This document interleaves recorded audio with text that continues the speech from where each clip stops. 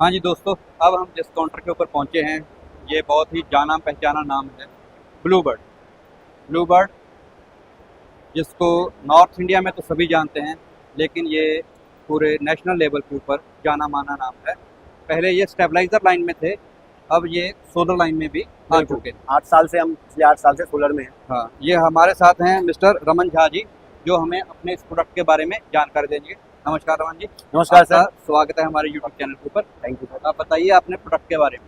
Sir basically solar panel अभी हम आपने बहुत अच्छा बताया कि हम स्टेबलाइजर ग्रुप से हैं जी। और 45 ईयर पुरानी हमारी स्टेबलाइजर कंपनी है और 8 साल से हम सोलर में हैं जी। तो 8 साल से हमने जब सोलर इनिशिएट हुआ था 2 बस बार, 3 बस बार, 5 बस बार, 4 बस बार और अभी 12 बस बार पी टाइप में। तो अभी हमारी अपडेटेड जो आज की टेक्नोलॉजी है उसके अकॉर्डिंग हमारा सोलर का जो है ना, हमारी पूरी इक्विपमेंट फुल्ली ऑटोमेटेड लाइन है।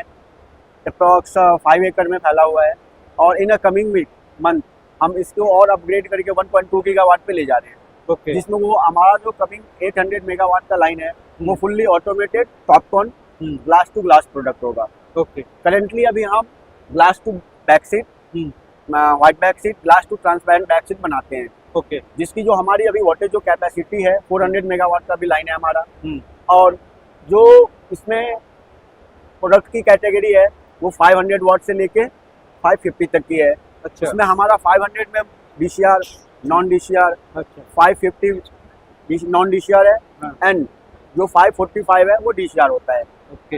ये तो हो गया इसके दूसरे में डीसीआर नॉन डीसीआर बाईफेशियल में। आप ये बता सकते हैं कि आप पॉली में भी काम कर रहे हैं कि पॉली? नहीं sir, poly as per government policy जो आई है ना उसमें 19% एफिशिएंसी की सेल को उन्होंने लिस्टिंग हटा दी है एएलएम से।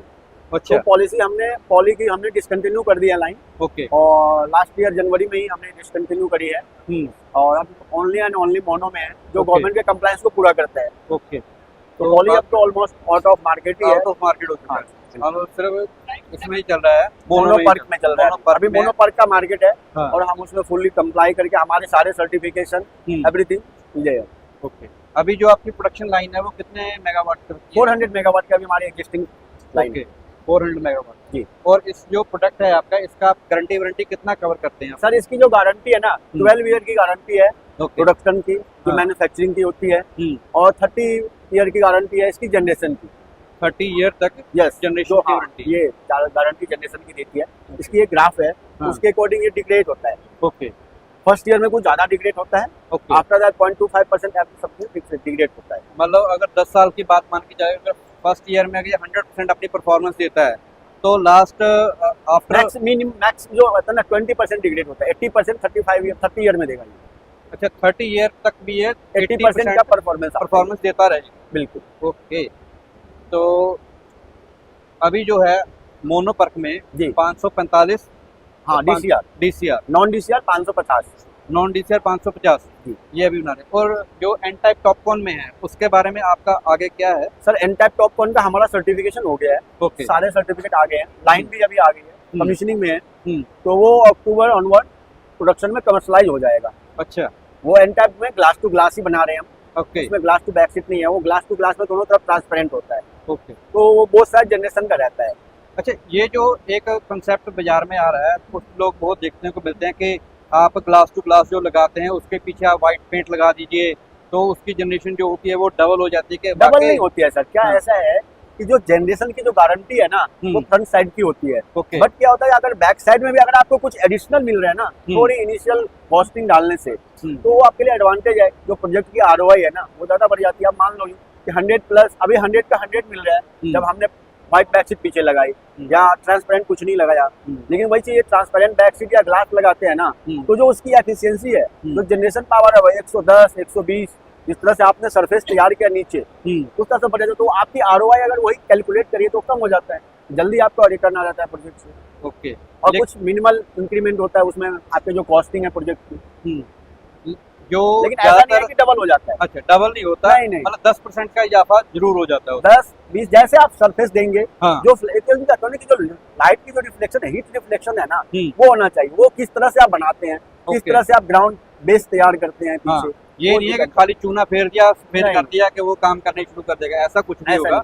उसके लिए प्रॉपर उसका बेस बनाना पड़ेगा। प्रॉपर आप उसकी जब जानेंगे, जब तक देखो सर ये टेक्नोलॉजी है, हाँ तो इसको जब तक इनपुट नहीं मिलेगा ना, आप हाँ। ये आप दिन में जनरेट करता है, क्योंकि ये सन से हीट होता है, जनरेट करता है। जनरेट नाइट में क्यों नहीं करता, वो है ही नहीं। है ही। अब जब नीचे आप पूरी सन नहीं होती है ना, आप हाँ। दोपहर में ज्यादा जनरेट करता है, 9 बजे कम करेगा, 6 बजे कम करता है, हाँ ठंड में कम करता है, तो जितनी हीट होती है उसी हिसाब से करता है। हम्म। तो वही हिसाब बैक साइड में ऐसा ज्यादा हीट में काम करता है या ज्यादा रेज, अगर रेज प्रॉपर आती है तो ये काम करता है। देखिए सर कैसा है ना, इसका ऐसा है कि एक जो शेड्यूल है ना, हीट पे भी काम करता है, रेज पे भी काम करता है। ओके। ऐसे में कभी आप कभार देखो, होती है कि ठंड में धूप होती है लेकिन रेज नहीं होती उस धूप में, तो भी काम करना बंद कर जाता है।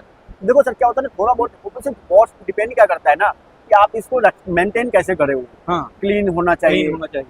उसको प्रॉपर टाइम पे आप उसकी ओएनएम जो करना है, मेंटेनेंस करनी चाहिए, वो सब होनी चाहिए। आप कोई केबल लूज है, कोई क्लीन ही नहीं हो रहा है, आप जहाँ पे मान लो डस्ट एरिया है, जहाँ पे आप लोग बर्ड के स्पाइक वगैरह नहीं लगा रखा है, तो उसको हाँ। बर्ड आते हैं, बर्ड एक्सपेक्ट करता है, तो ऊपर सब बैठते हैं अपना।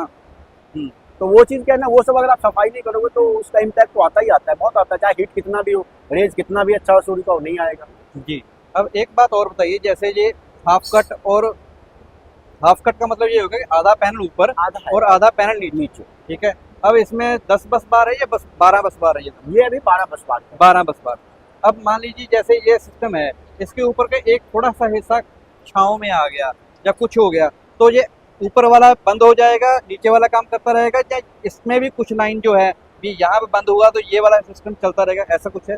सर देखिए नीचे ऊपर दोनों इसलिए बना हुआ है, नीचे वाला काम करेगा क्योंकि इसके जो दोनों का है ना बसिंग, वो आके बीच में मर्ज हो रहा है। ओके। तो नीचे वाला जो जा रहा है ना, वो पावर तो आ ही रहा है ना, हाँ तो वो तो आएगा ही आएगा। ओके। और जो शेडो वाला एरिया है ना, हाँ। उसका जो आपका स्ट्रिंग आ रहा है ना नीचे, हाँ वो उसमें इम्पैक्ट आता है। ओके।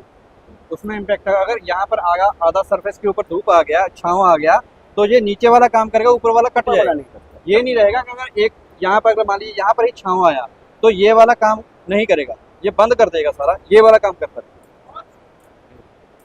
और कुछ अगर इसके बारे में बताना और चाहें? सेल की टेक्नोलॉजी है। हाँ अभी एक ये 144 में है, 500 वाट है, हाँ। सॉरी 550 है, 550। 130 में है, हाँ। 156 सेल में जो अभी बन रहा है टॉपकॉन आएगा, हाँ। वो 640 के करीब आ रहा है इसकी ओके। जनरेशन। ठीक जो 144 सेल में बन रहा है वो 500-600 के करीब 600 आ रहा है। ये 144 सेल है, और सेल है। जो तो एन एक टाइप मतलब- टॉपकॉन रहेगा उसके सेल कितने रहेगा? वो एक 144 का ही बनेगा, उसकी कैपेसिटी जो होगी ना, सेल की एफिशिएंसी बढ़ने से वो 600 वाट का हो जाएगा। अभी ये 550 है, हाँ तो वो एन टाइप 650। टॉपकॉन आएगा ना, हाँ। वो 600 बन जाएगा। ओके। सेल की 50 वाट efficiency बढ़ की जाएगी। वाटेज हाँ ज्यादा सेम बढ़ साइज में, साइज वही रहेगी। सेल भी उतनी रहेंगी, 72 ही रहेगा। और एक आएगा उसमें जो 156 में बनेगा, उसकी एफिशिएंसी बढ़ने से और साइज भी बढ़ेगा थोड़ा पैनल का, वो बन जाएगा आपका 650 660। जैसे कि यहाँ पर जो आपने पैनल डिस्प्ले में लगा रखा है यहाँ जी। पर, ये इसका बैक साइड है। जी बिल्कुल, ये ट्रांसपेरेंट बैक सीट है। ओके। ये 550 हाँ M10 mono half cut bifacial इसको बोलते हैं। हाँ। ये M10 का M10 मतलब क्या हो गया? ये सेल की टेक्नोलॉजी है। अच्छा, सेल की टेक्नोलॉजी। मोनो हाफ कट इसलिए बोलते हैं कि ये आधा सेल आप नीचे, आधा आधा सेल ऊपर, बाइफेशियल हो गया कि जो दोनों तरफ से जनरेट करेगा। जनरेशन करेगा। ट्रांसपेरेंट बैक सीट होता है। बैक शीट होता है। ओके। और 30 ईयर की आप इसकी वारंटी, वारंटी परफॉर्मेंस वारंटी बोल रहे हैं। वारंटी। और ये प्रोडक्ट की और वर्कमैनशिप 12 ईयर। ओके। ये इसका बैक साइड का हिस्सा आ गया। ये बैक साइड का हिस्सा ये बिल्कुल ट्रांसपेरेंट है, बिल्कुल जो transparent आगे है वही चीज यहाँ से पीछे से नजर आ रही है। बिल्कुल आगे ग्लास है, आगे ग्लास पीछे ये पॉली का वो है, पीओई का बैक सीट है। ओके ठीक है। तो सेल इन दोनों शीटों के बीच में सेल लगा हुआ है। अच्छा, एक चीज और बताइए, जब जो ईपीसी होते हैं जो इसको इंस्टॉल करते हैं, वो क्या है, वो सेल के ना ऊपर चढ़ जाते हैं, प्लेट के ऊपर चढ़ जाते हैं, उससे भी इसको नुकसान होता बहुत है? होता है सर। बिल्कुल बेसिकली ये ना बिल्कुल थिन होता है सेल, हाँ बिल्कुल बारीक होते हैं, जैसे बड़ी का है, मतलब बहुत पतले होते हैं। हाँ तो उसमें माइक्रो क्रैक जनरेट होते हैं। अगर आप इसकी हैंडलिंग नहीं करोगे तो अभी नहीं, हाँ साल 10 साल आपको पता चलेगा। 2 साल 5 साल बाद अगर हैंडलिंग सही से नहीं लगाया गया ना, हाँ तो माइक्रो क्रैक जनरेट होकर पैनल बर्न होते हैं, जनरेशन बंद कर देते हैं। बंद कर देते हैं। वो लोग तो वो फिट day by करने day के लिए तो actually क्या होता है फट ना, जाते हैं। एक क्रैक होता है, जैसे हाँ। कि मोबाइल है, हाँ। तो हमारा जैसे मोबाइल में क्या होता है कि हमने टेम्पर लगाया हुआ है, हाँ। तो एक किनारे टूटता है, और धीरे धीरे धीरे धीरे धीरे धीरे वो पूरा फैल जाता है ना। हाँ। जैसे मोबाइल के स्क्रीन में भी आपने देखा होगा एक डॉट आया वो थोड़ा धीरे धीरे धीरे लाइन बढ़ जाती है। तो सेम थिंग इधर होता है, एक वो क्रैक जनरेट हुआ ना मैक्रो, वो धीरे धीरे धीरे साल दर साल बढ़ते वो सेल को ही खत्म कर देगा, वो डेड सेल हो जाता है। अगर वो डेड हो गया तो पूरी सर्किट डाउन हो गई, तो वो तो ऑब्वियसली जाहिर सी बात है, तो आएगा ही आएगा। वो हमको नहीं पता चलता, लेकिन टाइम पढ़ने के बाद हाँ, पता चलता वो आपको ईएल अगर इसका करते हैं ना, हाँ। वो ईएल थर्मल स्कैनिंग जैसे हम बोलते हैं ना, स्कैनिंग, वो स्कैनिंग आते हैं उसमें दिखता है। ओके, वो स्कैनिंग के ऊपर पता चलता है उसकी। मतलब जो ईपीसी करते हैं लोग, उनको इस चीज का ध्यान रखना चाहिए, बिल्कुल इसको इंस्टॉल करते वक्त इसके ऊपर ना चढ़े, या बीच से हाथ लगा के ना उठाएं, उसको जोर से पटके नहीं, क्योंकि ग्लास के बीच में बिल्कुल सेल का जो बिल्कुल थिकनेस है ना बहुत कम होता है, तो वो क्रैक, सिलिकॉन क्रैक हो गया तो बस अभी नहीं दिखेगा, लेकिन टाइम के साथ ना वो बढ़ जाता है, तो वो आपका फिर वो खराब ही हो जाता है। सही, चलिए इसी के लिए तो विशेष ध्यान रखते हैं इस चीज का। आपने इतनी जानकारी दी, इतना आपने टाइम दिया हमको, आपका बहुत बहुत धन्यवाद कि आपने हमसे इतना पूछा और हमने इस लायक समझा कि आपने जो भी सहायता है बिल्कुल करेंगे इसमें। अगर ये इनका कार्ड है, आप देख सकते हैं, अगर किसी चीज़ के बारे में भी आप इनके जानकारी लेना चाहते हैं तो आप इनसे सीधा संपर्क कर सकते हैं।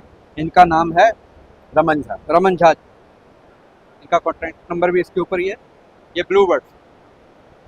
शुक्रिया। Okay sir, thank you sir.